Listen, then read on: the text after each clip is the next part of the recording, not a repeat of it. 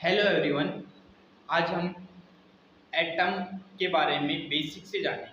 आइए हम देखते हैं एटम के बारे में, एटम कॉन्सेप्ट क्या है, उसके बारे में डीपली अपन जानने वाले हैं। दोस्तों, पिछले चैप्टर में हमने सीखा कि इलेक्ट्रिसिटी इलेक्ट्रॉन के फ्लो से बनती है। लेकिन अब सबसे बड़ा सवाल है, इलेक्ट्रॉन आता कहां से है? इसका जवाब है एटम।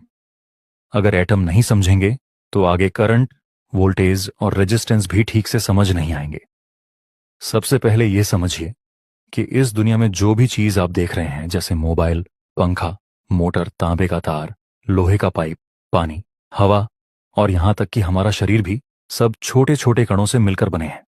इन सबसे छोटे कणों को एटम या परमाणु कहा जाता है।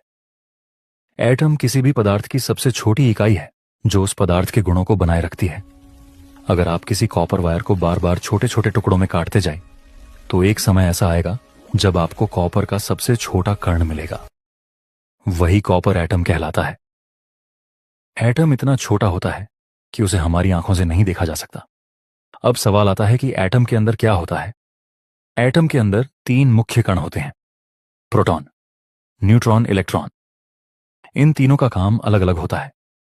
प्रोटॉन पर पॉजिटिव चार्ज होता है। यह एटम के बीच में स्थित न्यूक्लियस के अंदर रहता है। प्रोटॉन अपनी जगह से नहीं घूमता। न्यूट्रॉन पर कोई चार्ज नहीं होता।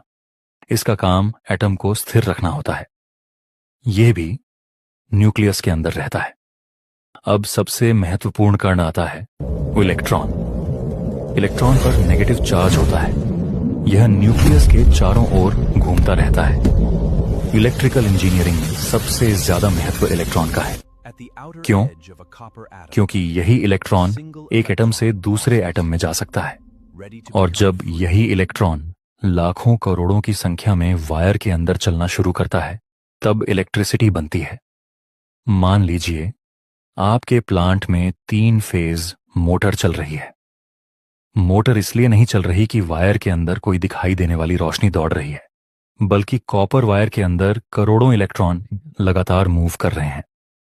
इसी इलेक्ट्रॉन फ्लो की वजह से मोटर, पीएलसी, वीएफडी, कंप्रेसर